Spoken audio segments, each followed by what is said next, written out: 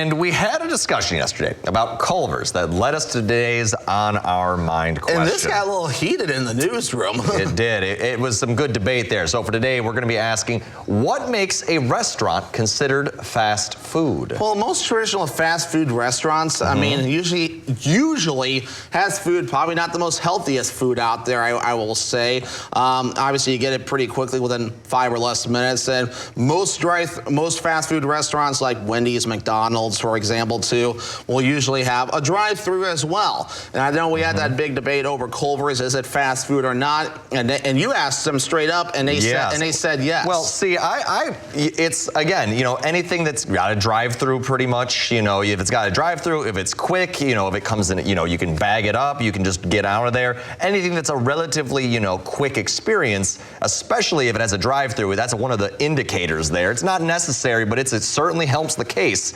And then I went to Culver's yesterday, and because after our discussion in the morning in the newsroom, so I asked them in the drive-thru, and I was just like, hey, would you consider Culver's fast food? And they're like, it's good food, but yeah, it's fast food. I mean, I was like, there we go. That's all I needed. That's the thing about Culver's too, because their quality of food is definitely a lot better than maybe some other fast food restaurants, in my honest opinion. I enjoy like Culver's butter burgers. Their soups are amazing too, and yeah, they do have a drive-through. But then let's open a can of worms here. Friendship House has a fast food line, so does that make them considered fast food when sometimes it might take them a bit longer, or maybe Casa Mexicana? Did you just say they have a fast food line? Excuse me, a drive-through line, yeah. I think we have our answer there. Drive-through line, so, but it's Friendship House. It's a sit-down restaurant, but they also have a drive-through line, so would you consider that fast food? Or maybe there's also Casa Mexicana. I mean, they don't have a drive-through, but I've had food in 5 minutes or less before. They've been quicker than fast food restaurants at times, or buffets.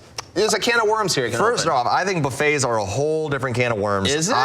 Yes, I think. What do you think? Let us know. There's clear features that define a buffet. First off, buffet lines. You know, the buffet options, the constantly repeating food.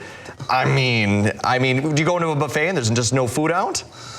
I mean, usually they reload the food unless it's about closing time. Exactly. So there's key things that would define a buffet, I think. Fast food, I mean, obviously buffets are as fast as it gets because the food's already there waiting for you. Is it? I mean, there's other places where they've made the food fresh. I've heard some places that are considered a fast food restaurant where they do that, but it takes them forever sometimes. I won't name any specific places, but you get the idea. Exactly, but you wouldn't consider them a buffet.